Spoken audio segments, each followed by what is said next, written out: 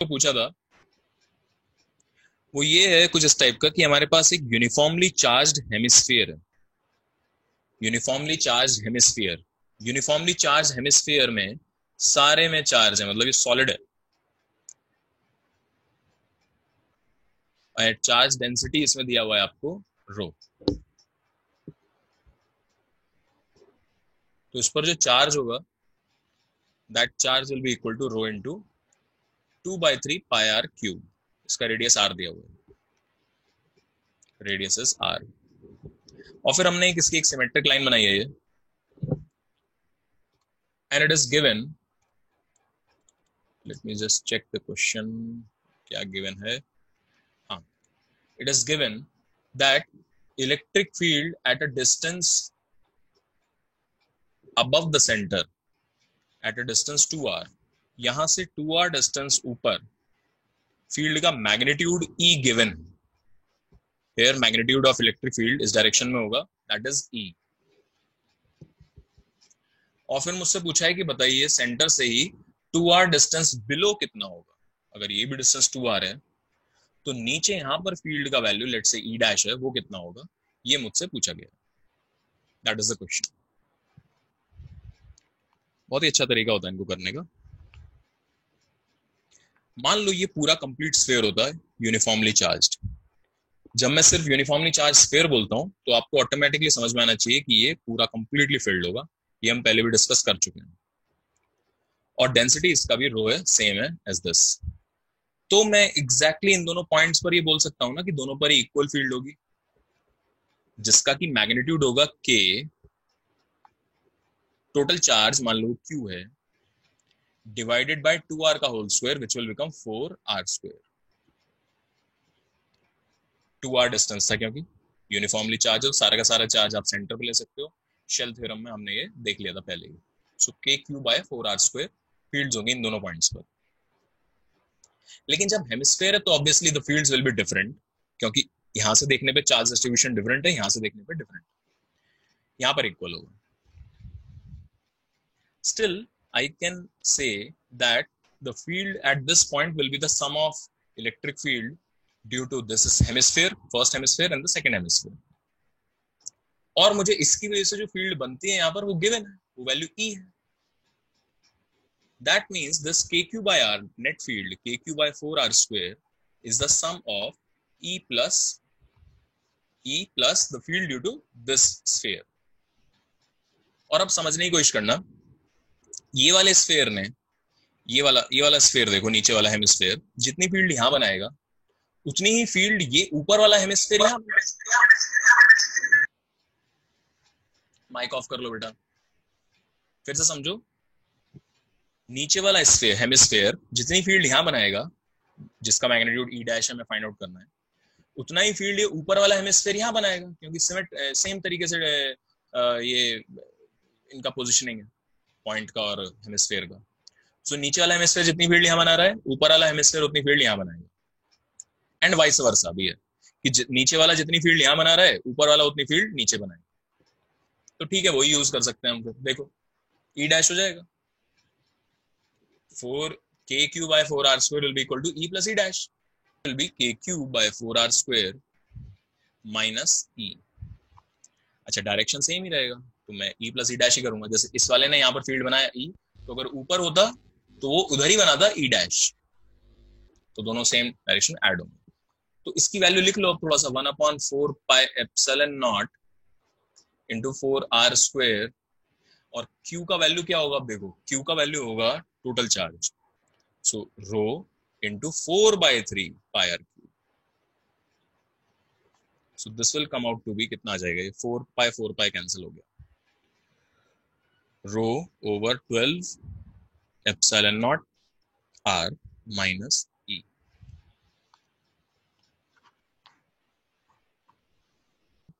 ये आपका x axis y axis बनाया पहले, and the electron is projected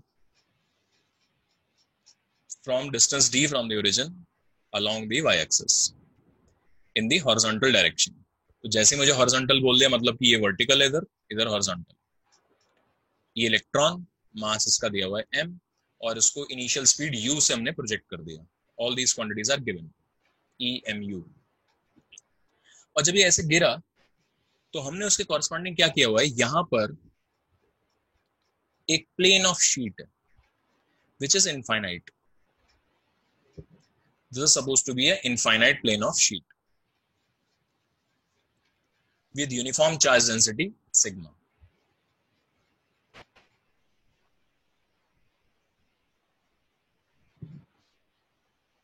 तो जब मैंने इसको फेंका तो ये गया और बढ़िया से ऐसे करके यहां गिर गया at a distance L away from the origin।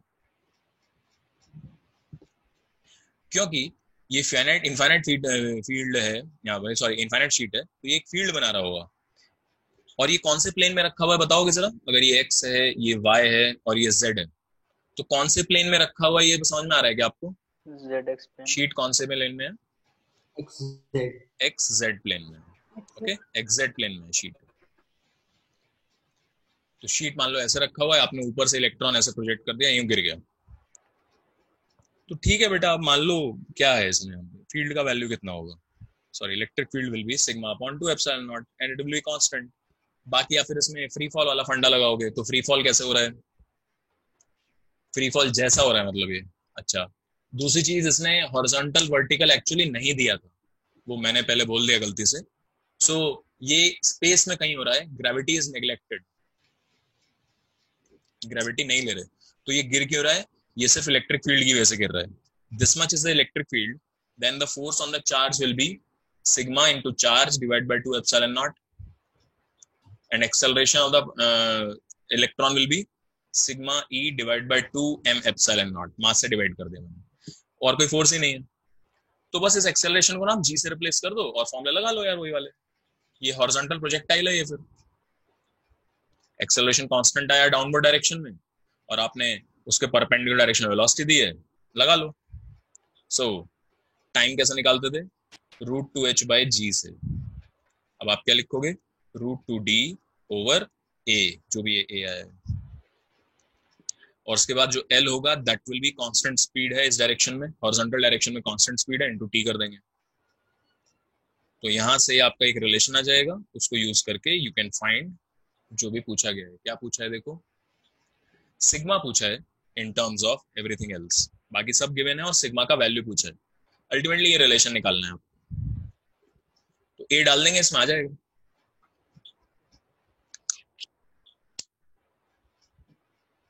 ताकि कोई एक लाइन है एक्सिस और उसके अबाउट सिमेट्रिकली चार्ज प्लेस्ड है। कैसे कैसे हो सकता है सिमेट्रिकली चार्ज प्लेस्ड? मान लीजिए सिर्फ 2 ही चार्ज हैं इसके अबाउट, या फिर 4 चार्जेस हैं। 4 चार्जेस कैसे होंगे? ऐसे ही आपने स्क्वायर के कॉर्नर्स पे चार्ज रखा और ये वाला लाइन जो होगा ये इसके परपेंडिकुलर लाइन ऐसा बन जाएगी एक्सिस, तो ये भी सिमेट्रिक चार्ज डिस्ट्रीब्यूशन है इस लाइन के अबाउट। या फिर आपने पूरी पूरी रिंग रख दी, ये भी वही है।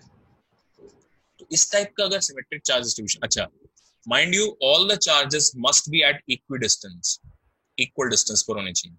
दैट मीन्स मैं डिस्क नहीं ले सकता, डिस्क के लिए ट्रू नहीं है। It will be true for ring but not disc, क्योंकि डिस्क में चार्ज सारे में डिस्ट्रीब्यूटेड होगा, सो डिस्टेंसेस अलग अलग है। तो डिस्टेंस सबके लिए अगर सेम है तो मैंने इसका फॉर्मूला बताया था k सिग्मा q। इस पर्टिकुलर पॉइंट से x डिस्टेंस पर पूछना है तो ऊपर x डिवाइडेड बाय ये डिस्टेंस अगर मैंने r दे दिया तो r² + x² पावर 3/2। इसका जो ग्राफ होता है वो कुछ इस टाइप का बनता है, और ये मैक्सिमा कहाँ आता है? This maxima come out to be at r/√2। और फिर उससे हमने वो क्वेश्चन किया था, याद है, जिसमें इनसफिशिएंट इंफॉर्मेशन थी, ये याद है सबको? Yes sir. Yes sir. Okay, अब आपसे जो है ना क्वेश्चन क्या पूछा है देखो, क्वेश्चन अब की बार ग्राफ से ही रिलेटेड है, but it is trying to ask you that how will the graph of this of field due to this distribution look like? This is sigma and this is minus sigma. These both of them are infinite sheet of charges, infinite sheet दोनों के दोनों।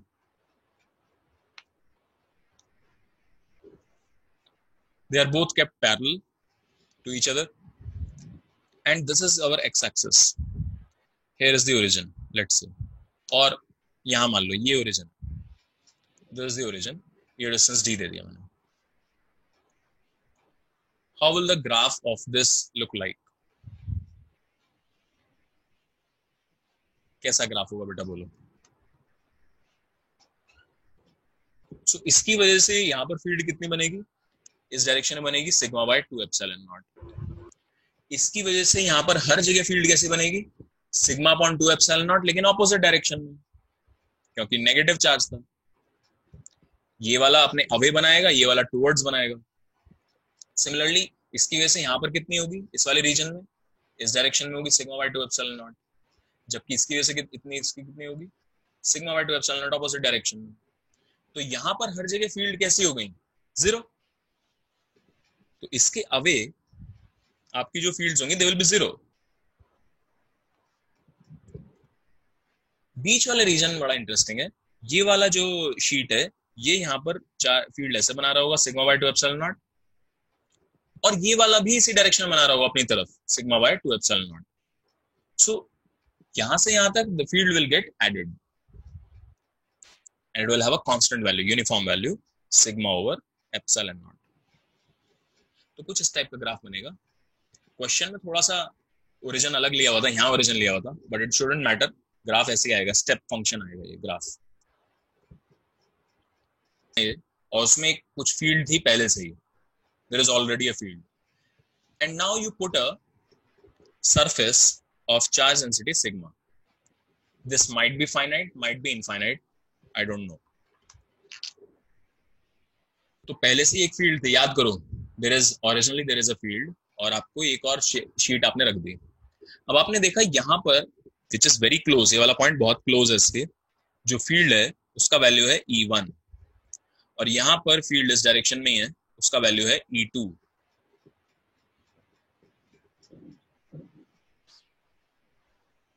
Can you relate these three quantities, sigma, E1 and E2, P, are very close to the sheet? Sir external field का direction देख लो. नहीं, वो given नहीं है. Net field का डायरेक्शन गिवन है, नेट फील्ड गिवन है आपको E1 E2. दोनों सेम डिस्टेंस पे रखे हुए वो दोनों साइड में, मतलब दो पॉइंट जो लिए, या वेरी क्लोज है तो फर्क नहीं पड़ेगा ना. ठीक एकदम.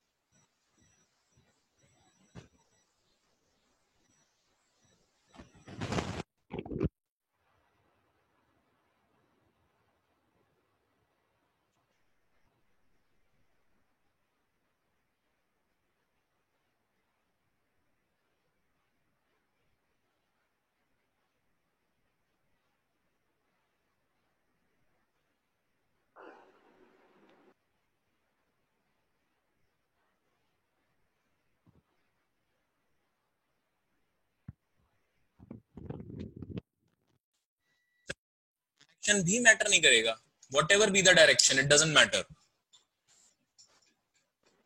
Sir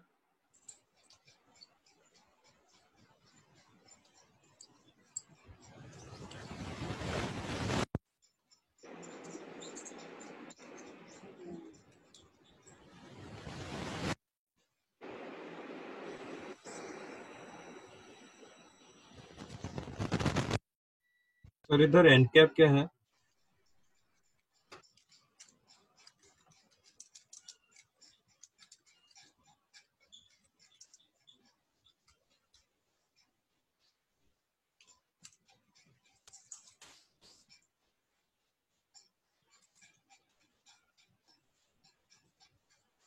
n cap is a unit vector perpendicular to the surface. N cap is a unit vector perpendicular to the surface. Sir I think E2 vector minus E1 vector equal to sigma by 2 epsilon naught. मेरा भी वही आ रहा है sir. ठीक है sir, मेरा भी वही आ रहा है. अच्छा अच्छा, ठीक है ठीक है, मैं शायद मैंने गलत किया, वो देखते हैं. So if this is sigma, then E2 can be written as external field plus sigma by 2 epsilon naught n cap. लेकिन n cap इस डायरेक्शन वाला, अब मुझे n cap इधर वाला लिखना है ना. एंड E1, अच्छा ये वाला n cap cap ले रहा हूँ. E1 will be E external minus sigma by 2 epsilon naught n cap. अगर मैं यही वाला n cap ले रहा हूँ तो यहाँ पर तो फील्ड इसकी वजह से इधर की तरफ होती है, तो माइनस लगाना पड़ेगा. नाउ E2 minus E1 क्या होगा, एक्सटर्नल कैंसिल हो जाएगी क्योंकि एप्सिलॉन नॉट ऐड कर दिया n कैप. लेकिन ध्यान दो ना, तुम्हारा n कैप ये आ रहा है ना, अब तुम्हारा n कैप ये होना चाहिए. और मैंने ये वाला रिजल्ट कैसे लिखा था, मैंने इधर n कैप मानते हुए लिखा था, तो क्या प्रॉब्लम है? ठीक है ठीक ठीक. देखो जब ऐसे लिखा था, समझ गए क्या? एक्सटर्नल फील्ड के डायरेक्शन बिना जाने हम कैसे लिख सकते हैं E2 minus E1 के E1 minus E2? बेटा वेक्टर फॉर्म में लिख दिया ना, क्या प्रॉब्लम है वेक्टर फॉर्म में ऐसे लिखने में? हाउ डज इट मैटर कि किस डायरेक्शन में किस में नहीं है? ठीक है. मान लो इस डायरेक्शन में है एक्सटर्नल फील्ड, तो क्या फर्क पड़ जाएगा उससे? मान लो ये एक्सटर्नल फील्ड है, हाउ डज इट मैटर? ये दोनों पॉइंट्स बहुत पास है, तो ये फील्ड डायरेक्शन एंड मैग्नीट्यूड में इक्वल होगी एक्सटर्नल इन दोनों पॉइंट्स पर. If A and B are very close to the sheet but they are on the either sides, तो यहाँ पर एक्सटर्नल फील्ड का magnitude as well as direction external field का सेम होगा.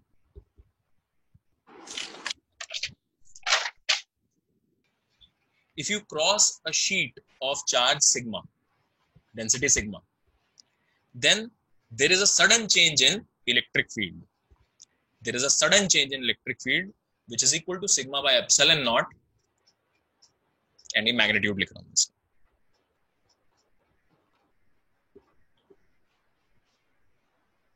ध्यान दो, डेल्टा E है ये, यानी कि E1 माइनस E2 का मैग्नीट्यूड है. ये मत कर देना कि E1 का मैग्नीट्यूड माइनस E2 का magnitude. These thing, this thing and this thing are not same. ठीक है, ये तो होता है delta of magnitude of E, और ये होगा E1 माइनस E2 का मैग्नीट्यूड. उसका वैल्यू हमेशा सिग्मा बाय एप्सिलॉन नॉट रहेगा.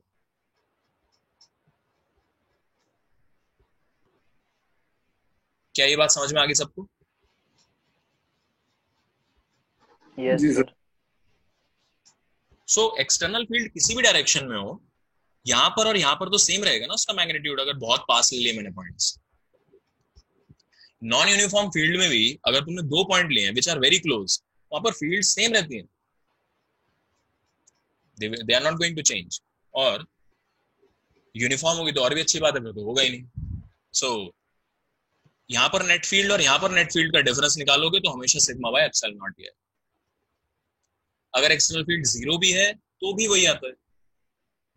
सो एक्सटर्नल फील्ड से ये वाली क्वांटिटी इफेक्ट नहीं होगी. एक तरीके से ये इफेक्ट सिर्फ और सिर्फ शीट की वजह से आ रहा है. शीट जो है वो यहाँ के और यहाँ के मैग्नीट्यूड्स में, यहाँ के और यहाँ की इलेक्ट्रिक फील्ड में कितना डिफरेंस लेके आ.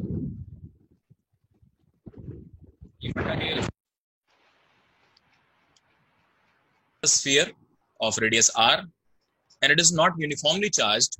It is charged in such a way that at a distance r from the center, its charge density is rho equals rho naught 1 minus r by r.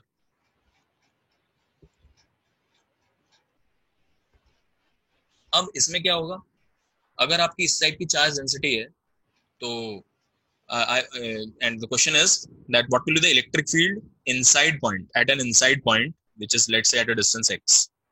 यहाँ पर इलेक्ट्रिक फील्ड ढूंढा है आपसे, तो ये मैंने यहाँ का डेंसिटी लिखा है, और आपका x डिस्टेंस पर x भी वेरिएबल होगा, इलेक्ट्रिक फील्ड पूछा है, इसका कंप्लीट रेडियस r है. तो ऐसे में क्या करोगे, आप दो चीजें लगाओगे इसमें एक साथ. पहले तो आप जो है यू विल फाइंड कि भाई r डिस्टेंस में या फिर x तक का एक ऐसा स्फीयर बना लो, उसमें टोटल चार्ज कितना है. अगर आपने टोटल चार्ज निकाल लिया तो उसकी वजह से जो फील्ड होगी, सिंस सिमेट्रिक डिस्ट्रीब्यूशन है, सारी की सारी रिंग्स बनेगी. रिंग्स पर डिफरेंट रिंग पर there will be different, sorry ring नहीं, शेल. सो हर एक शेल पर चार्ज डेंसिटी सेम रहेगी एट अ डिस्टेंस r है. तो उस पूरी शेल को मैं मान सकता हूँ सेंटर पे रखी हुई। ये बात अलग है कि हर एक शेल पर अलग चार्ज डेंसिटी होगी, बट एक पर्टिकुलर शेल पर हर जगह चार्ज डेंसिटी सेम।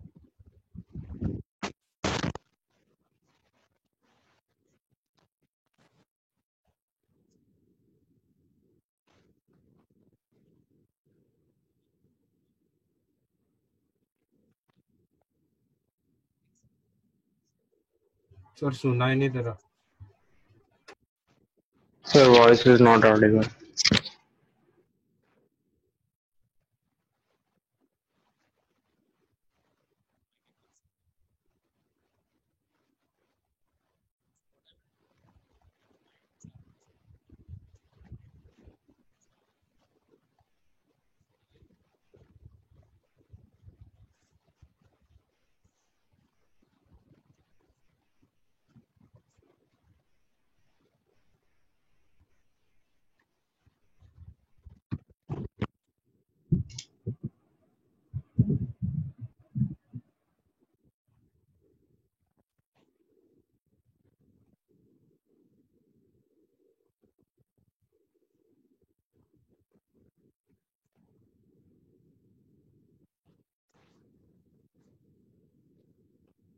सर सुनाई नहीं दे रहा। This is the question. ये शेयर हो रहा है, दिखाई दे रहा है सबको ये वाला स्क्रीन?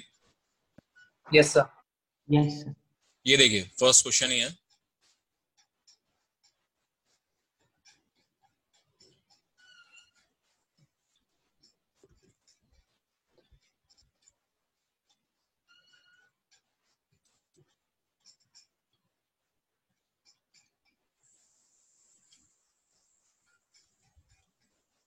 समझ में आ गया क्वेश्चन क्या है? Yes, sir. ऑलराइट, सो वही मैंने बताया था तुम्हें, ये क्वेश्चन जो है दैट डेंसिटी जो है इसका इस टाइप से दिया हुआ है और आपको inside the sphere distance r पर इलेक्ट्रिक फील्ड चाहिए। तो क्या फंडे लगा रहे हैं देखेंगे। Here what we are doing is that we are trying to find the total charge which is inside this sphere. यहां पर अगर मुझे फील्ड चाहिए तो मैं इसके अंदर कितना है टोटल चार्ज वो निकाल रहा हूं अलग से, और फिर वो शेल थ्योरम से सारा का सारा चार्ज सेंटर पे चला जाएगा। क्योंकि आप बीच में कोई भी शेल बनाओगे वो शेल तो यूनिफॉर्मली चार्ज है, इवन दो पूरा स्फीयर यूनिफॉर्मली चार्ज नहीं है, बट एक पर्टिकुलर शेल पर हर एक पॉइंट r डिस्टेंस अवे होगा तो चार्ज डेंसिटी सेम होगी। तो इसीलिए आप शेल थ्योरम से सारा चार्ज सेंटर में मान सकते हो। So you just require to find the total charge. तो टोटल चार्ज ऐसा आ जाएगा, dv आपने छोटा सा एक शेल पकड़ा 4πr² dr का, उस पर रो लिखेंगे, rho naught will be 1 - r/r into r² dr, और बाकी सब कॉन्स्टेंट्स यहां ले लो 4π, इंटीग्रेट करेंगे 4π rho naught r² - r³ dr, इसका इंटीग्रेशन आएगा 4π rho naught r³ 3 - r⁴/4r from 0 to small r। तो यही रिजल्ट आ जाएगा 4π रो नॉट r³ 3 - r⁴/4r। उसके बाद क्या करना है आपको, ये सारा का सारा चार्ज सेंटर में मानना है और kq/r लगा देना है, kq/r²। तो कितना आ जाएगा ये इलेक्ट्रिक फील्ड हो जाएगा 4π rho naught into 1/4π epsilon naught, r² से इसको डिवाइड करोगे ना तो अंदर क्या आएगा r/3 - r²/4r, ये रिजल्ट आ जाएगा।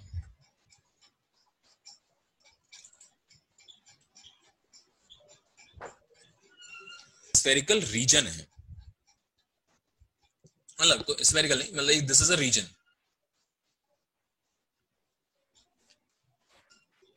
समहाउ अगर यहां पर एक मैं चार्ज रख दूं, पॉइंट चार्ज रख दूं यहां पर, तो आपको मालूम है फील्ड लाइंस कैसी होंगी, किस तरीके से डिक्रीज होगी इलेक्ट्रिक फील्ड। इलेक्ट्रिक फील्ड भी प्रोपोर्शनल टू 1/r², अगर यहाँ पॉइंट चार्ज है तो। अगर मान लीजिए एक स्फीयर के अंदर चार्ज है यूनिफॉर्म, तो भी आप जो है आउटसाइड वाले पॉइंट्स पे सेम इलेक्ट्रिक फील्ड 1/r² लिखते हो, और इनसाइड यूनिफॉर्म डिस्ट्रीब्यूशन है तो इनसाइड होता था, इनसाइड में फील्ड कैसे वेरी करती थी, याद है, प्रोपोर्शनल टू आर होती थी इनसाइड वाले पॉइंट पे, ग्राफ कुछ ऐसा बनता था इसका, ये याद है सबको? How this density should be, what should B this charge density such that E is constant in this region, और आपको ये ओरिजिन दिया हुआ है O, इसके about you have to actually find rho as a function of R, तुम्हें ये निकालना है, ये फाइंड आउट करना है, such that E becomes constant around this point. Can you think of a way, या फिर कोई ऐसा रो निकाल सकते हो such that E यहाँ पर constant हो जाए, यानी कि मैं यहाँ जाऊँ तो same magnitude wise, magnitude, so magnitude of E becomes constant. Can you think of some way? Sir outside के लिए तो यहाँ कुछ भी नहीं है बेटा, ये आउटसाइड इनसाइड कुछ नहीं है यहाँ पर पड़ेगा जब आपको सॉल्व यहाँ पर। हाँ सर अब भी आया। हाँ भाई ठीक है ओके। हाँ सर। हाँ तो सुनो, जब आपके पास ये वाला आपको डिस्ट्रीब्यूशन दिया हुआ चार्ज का, तो इस टाइप की फील्ड्स नहीं बनी, देखो आउटसाइड पे तो नहीं निकाला हमने, लेकिन इनसाइड पे भी ऐसी फील्ड नहीं बनी है, इनसाइड पे भी ऐसी फील्ड बनी हुई, तो यानी कि चार्ज डिस्ट्रीब्यूशन से का जो रिलेशन है आर के साथ वो चेंज होगा। Now you have to think of such a distribution such that E becomes constant.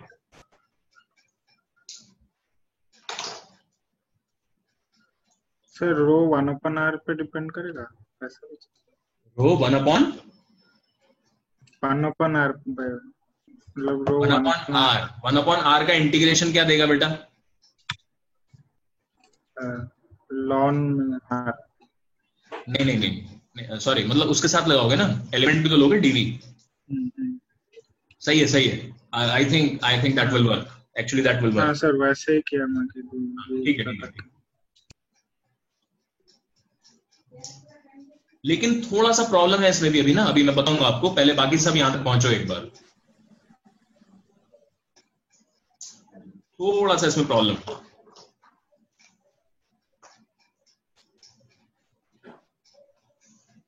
देखो इसी से समझ सकते हो बेटा, इसी से सीखो।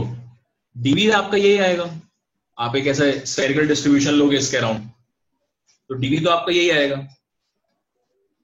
यानी कि r² पहले से ही है, और साथ में जब आप टोटल चार्ज लिखोगे डिवाइड बाय r² करोगे, तो समहाउ आप ये चाहते हो कि Q जो है that should be proportional to r², तभी तो r² कैंसिल हो जाएगा, यानी कि मैं जितना बाहर जाऊं Q जो है वो r² के रेट से बढ़ना चाहिए। टोटल चार्ज एनक्लोज्ड, कोई भी शेल उठा लो आपने, इसके अराउंड मान लो RA ले लिया, तो इसमें टोटल चार्ज एनक्लोज होना है, सॉरी इसमें टोटल चार्ज एनक्लोज होना चाहिए r डिस्टेंस तक, it should be proportional to r²। अगर ये चार्ज प्रोपोर्शनल टू r² हो गया तो इसकी वजह से फील्ड कैसी हो जाएगी?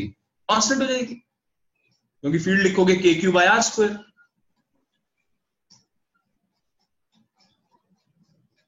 क्या ये वाली बात समझ रहे हैं सब क्या बोल रहा हूं मैं? Yes sir. एंड Q कैसे निकालना है? रो इंटू डीवी का इंटीग्रेशन से निकालना है रो आपको, और मैं स्फेरिकली सिमेट्रिक मानूंगा इसको। स्फेरिकली सिमेट्रिक का मतलब है r डिस्टेंस चाहे इधर जाओ चाहे इधर जाओ, चार्ज डेंसिटी सेम रहेगी। So this will be some function 4πr² dr करना है मुझे, और ये पूरा रिजल्ट r² के प्रोपोर्शनल आना चाहिए, यानी कि अंदर इंटीग्रेशन किसका होना चाहिए? अंदर इंटीग्रेशन होना चाहिए इसका r का, rdr का। तो rdr का इंटीग्रेशन के लिए रो को क्या होना पड़ेगा? 1/r होना पड़ेगा, something like this, isn't it? 1/r के प्रोपोर्शनल, तो rdr का इंटीग्रेशन हो जाएगा। So if your rho is proportional to 1/r, तब आपको एक कांस्टेंट फील्ड मिल जाएगी। मैथमेटिकली तो ये आ रहा है। क्या ये वाली बात समझ में आई सबको?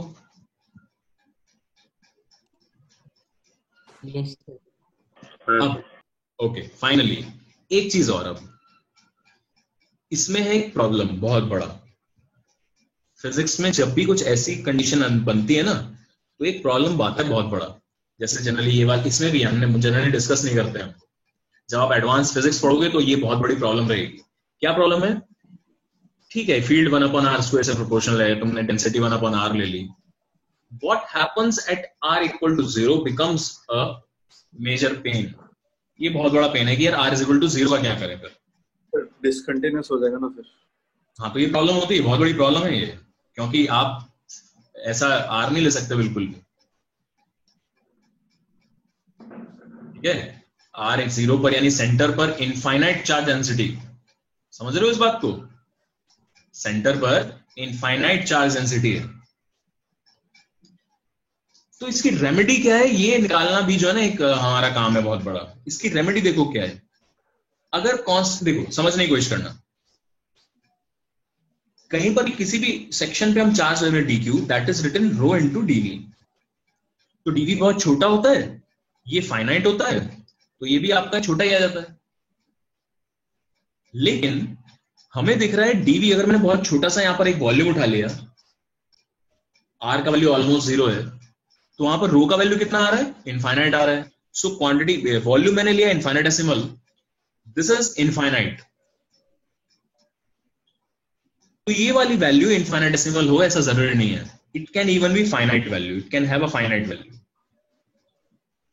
तो हम इसकी रेमेडी कैसे निकालते हैं, ध्यान से समझना, इसको कैसे ठीक करते हैं.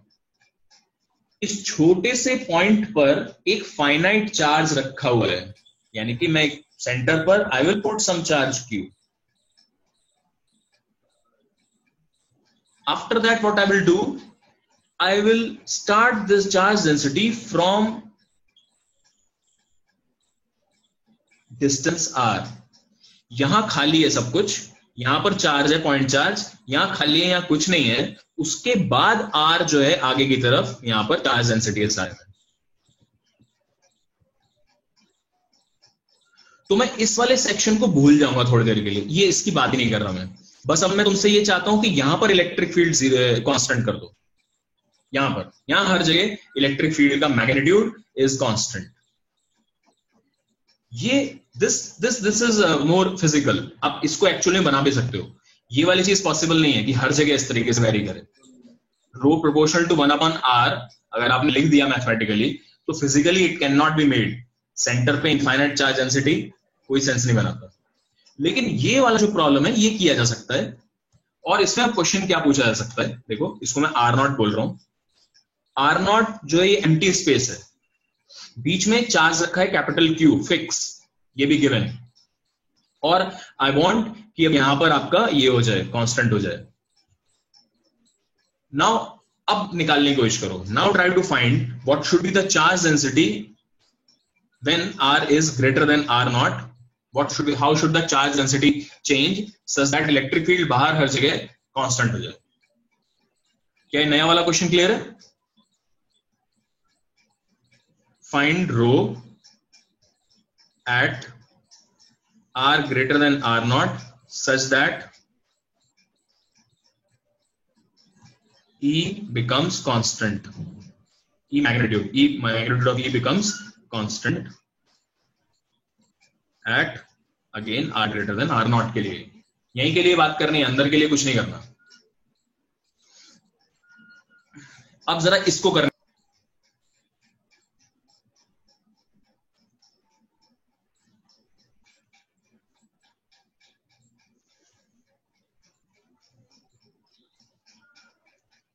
I'm interested the field at smaller distance.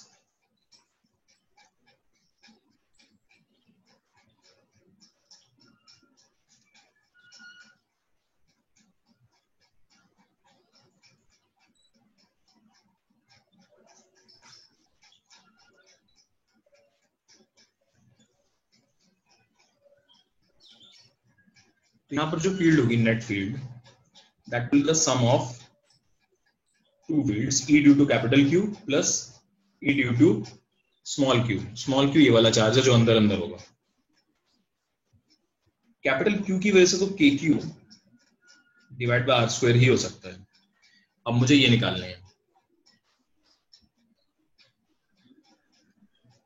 इसके लिए मुझे Q चाहिए, टोटल चार्ज, और ये Q चार्ज को मुझे सेंटर पर रखना होगा. इनफैक्ट EQ का वैल्यू तो डायरेक्टली ये भी यही आएगा, बेबी, K small q by r², ये आएगा.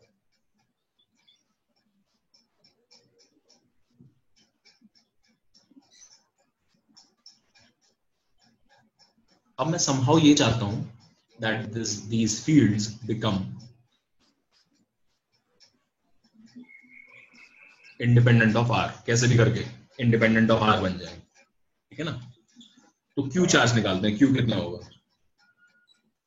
Q का integration dQ and dQ will be rho into dV, limits will be from R0 to R, हो जाएगा rho into 4 pi R square dr integration from R to R0।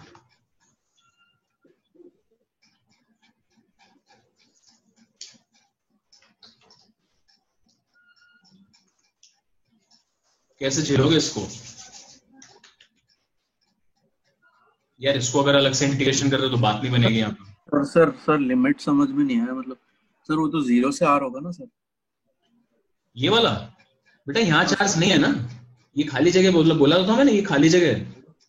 अच्छा तो R0 से charge density शुरू होती है। Okay अच्छा sorry ओ ये बोल रहा हूँ, R0 से R है ना। हाँ ओके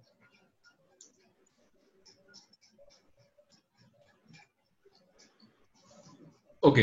तो मुझे दूसरा एक तरीका नजर आ रहा है कि यार EQ जो है वो भी KQ बाय R स्क्वायर है और ये भी KQ बाय R स्क्वायर है, क्यों ना मैं इसको कंबाइन करके ऐसे लिख लूं, K by R square into Q plus small q, है कि नहीं।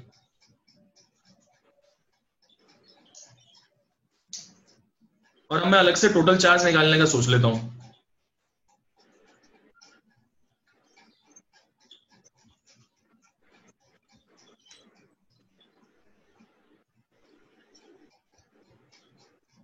तो somehow rho must be proportional to some 1 by R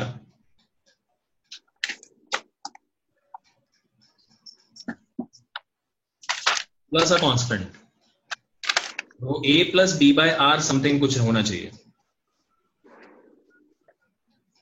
normally तो हमें ये लग रहा था कि रो का value A plus B by R होना चाहिए, मतलब सम कांस्टेंट बाय R होना चाहिए, लेकिन अभी जो है आ रहा है rho should be somehow A something, A भी इसमें कुछ एक कांस्टेंट जरूर होना चाहिए।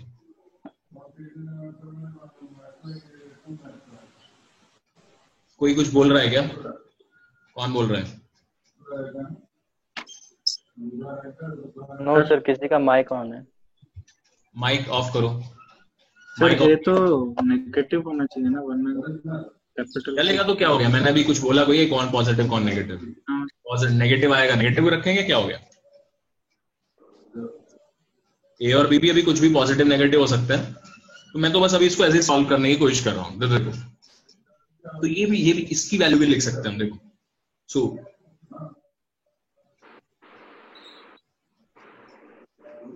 ए plus B upon R 4 pi R square D R, ये कितना आया,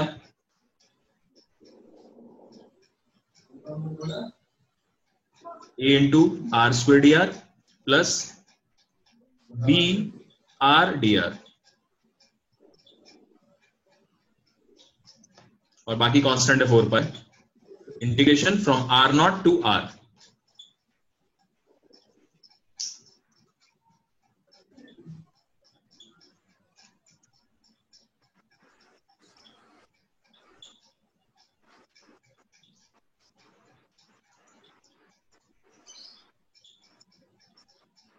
सर बोलो सर, वो जो ए आ रहा है वो कैपिटल क्यू के वजह से आ रहा है। May be.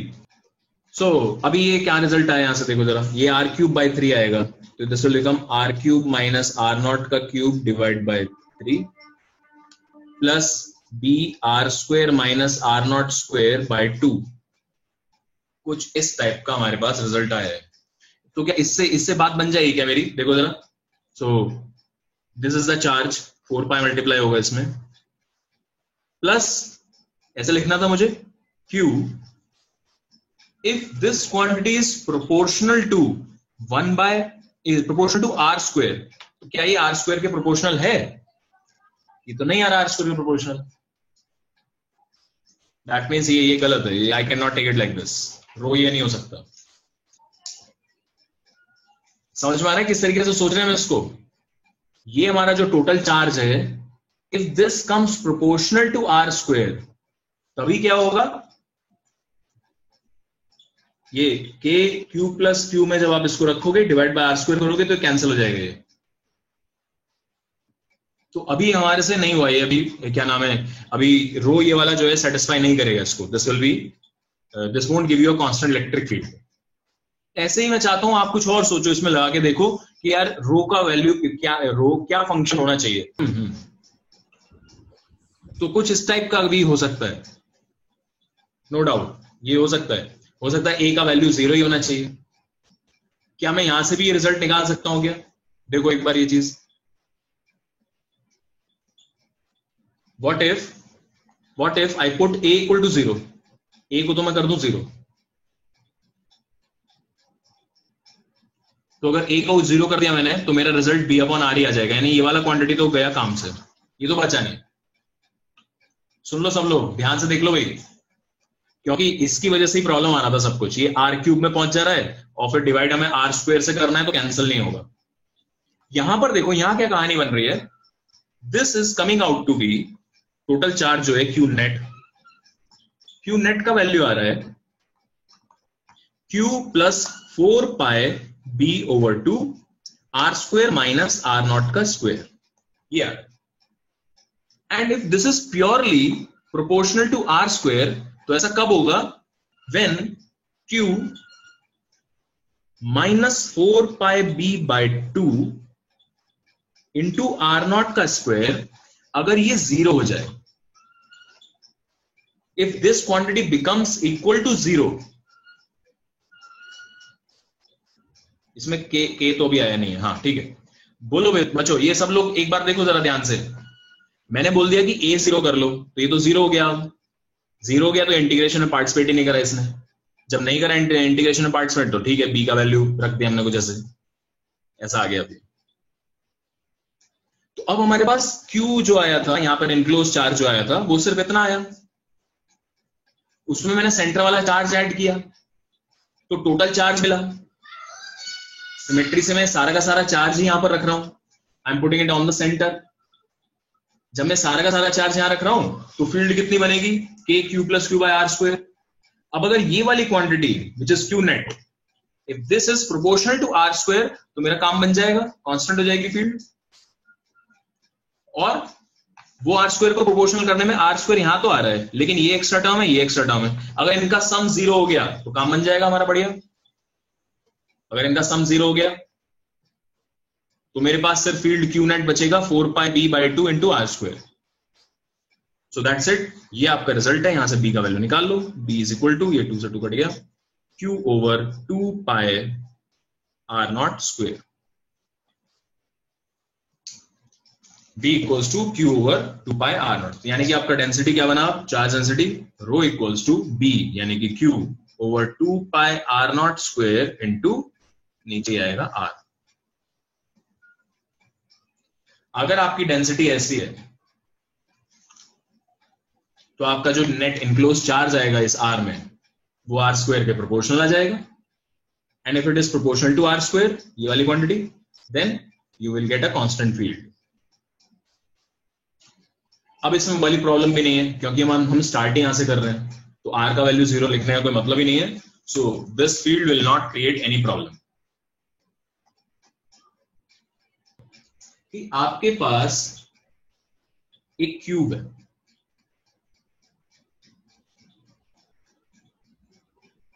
Of side length A and cube है, ठीक है क्यूब, तो मैं क्यूब बना देता हूं पहले। साइड लेंथ ए है इसका, and there are 8 identical charges placed at the corner of the cube.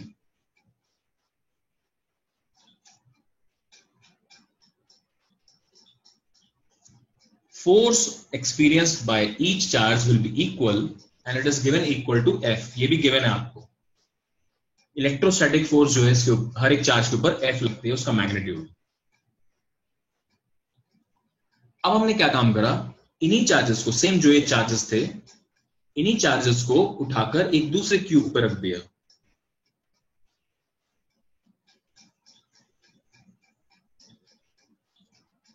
जिसका साइड लेंथ है b। यही चार्जेस थे, सेम चार्जेस है, इसका साइड लेंथ है b।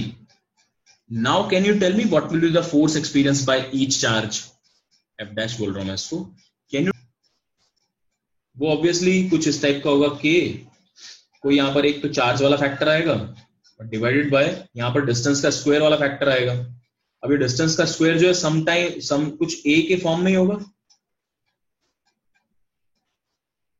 एंड ये क्यू स्क्वायर होगा, सॉरी यहाँ भी क्यू स्क्वायर होगा और ये ए स्क्वायर होगा, और ये constant need not be coulomb constant, it is just general some constant.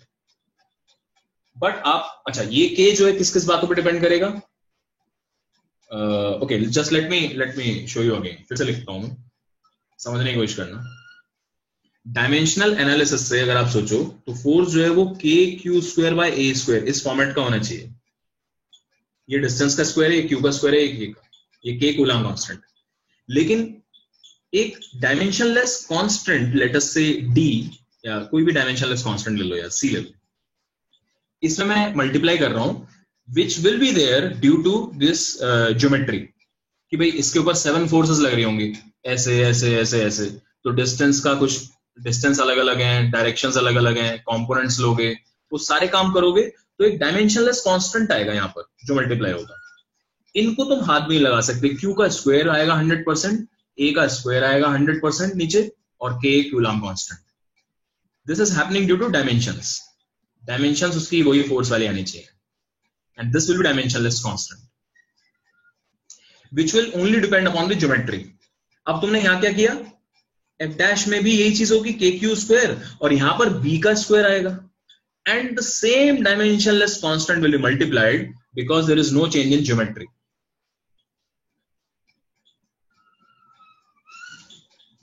ये वाली बात समझ रहे हैं क्या सब लोग?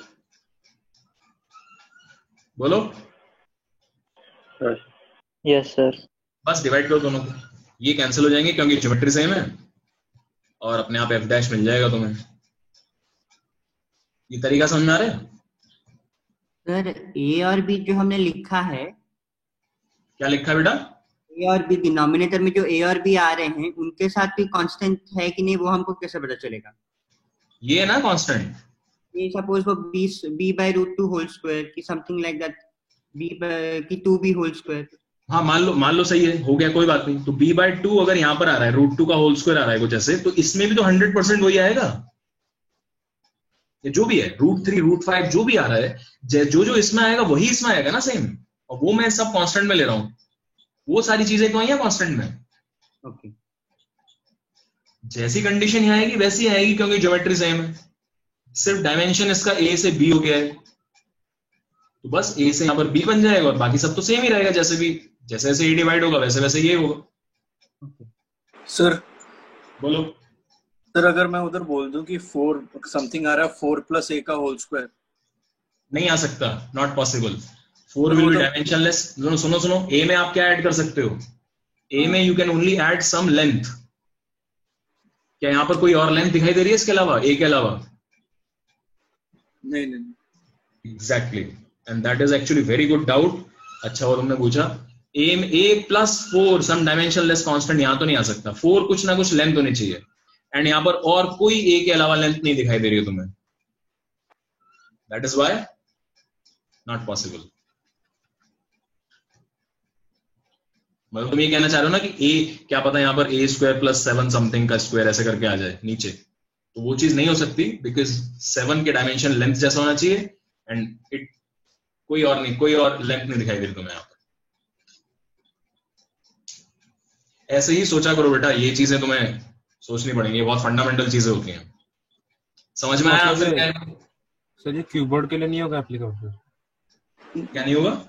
मतलब अगर क्यूब नहीं होगा तो एप्लीकेबल नहीं होगा क्यूबोर्ड के लिए, साइड अलग होंगे तो? अगर साइड का रेशियो सेम है, ध्यान से समझ लो, ये रेशियो सेम रखे आपने और सेम चार्ज पे पूछा है तो होगा। जैसे ये A है, ये B है और इधर वाला C है, और मैंने बोला तुमसे कुछ ऐसा कि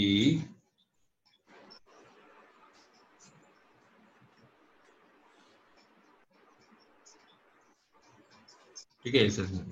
तो मैंने तुमसे पूछा कि भाई मैंने इसको पूरे को ट्वाइस कर दिया लार्ज, तो ए का 2a हो गया, इसका 2c हो गया, इसका 2b हो गया, तब लगेगा बस।